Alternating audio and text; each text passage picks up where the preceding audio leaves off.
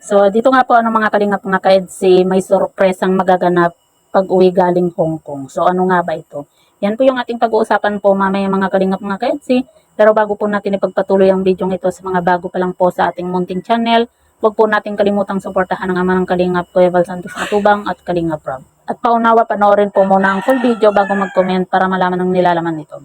So, dito nga po mga kalingap mga ka-EDSI, may sorpresang magaganap pag-uwi galing Hong Kong. So, ano nga ba ito? Pero bago po yan mga kalingap mga ka-EDSI, pag-uusapan lang po natin yung patungkol nga po dito kay Kalingap Edo at Beyonce sa Hong Kong nga po. At talagang kitang-kita naman po natin dito nga po sa dalawa na sobrang sweet na po at talagang dinumog po sila ng fans sa Hong Kong nga po, lalo na po sa meet and greet. At nakakatuwa lang pong tingnan po mga kalingap mga ka-EDSI dahil makikita po natin kung gaano po kadami yung nagmamahal nga po dito sa tambalang ito.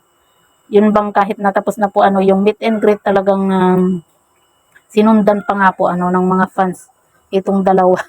Grabe napaka-sweet po nila at kitang-kita naman po natin na talagang mas lalong naging sweet po itong si Kalingap Edo dito kay Beyonce. At kita din po natin dito kay Beyonce nga po kung gaano po siya kasaya nga po dahil nga po sa natupad na rin po yung isa po sa pinapangarap po ni Beyonce at kita naman po natin kung gaano po kadami yung natanggap na naman po na blessing po ni Beyonce nga po na mga damit nga po maging itong si Kalingap Edo talagang nakatanggap din po siya ng mga ampaw.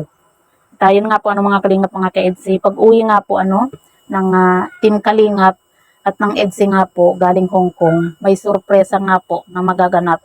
At yun po ay yung cutting ribbon na rin po ng bahay po nila Beyonce. Kasi 'di ba ang sinabi po noon ni Kalingap Rob nga po sa kanyang live, bago sila magpunta nga po ng Hong Kong ay cutting ribbon na po ng bahay po nila Beyonce, pero dahil nga po sa gahol po sa oras, kaya nabago po yung plano.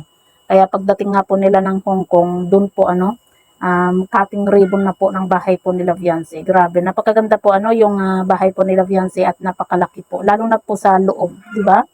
At talagang napaka-blessing po ni Beyonce dahil nga po sa biglang yaman po nitong si Beyonce sa tulong po ng Team Kalingap, ng mga sponsor at syempre sa mga nagmamaraton, yung mga viewers, 'di ba? Kasi kung hindi po dahil din po sa kanila wala pong ganito na magaganap at wala din pong ganito na blessing po ang matatanggap po ni Beyonce. At syempre malaking pasasalamat din po natin dito kay Kalingap Edo kasi kung hindi po kay Kalingap Edo, kung hindi po si Kalingap Edo yung naging love team po ni Beyonce, hindi po magiging ganyan yung mararating po ni Beyonce, 'di ba? Kasi dahil nga po sa tambalang EDSI, kaya marami po yung nagmahal at sumuporta po sa kanila.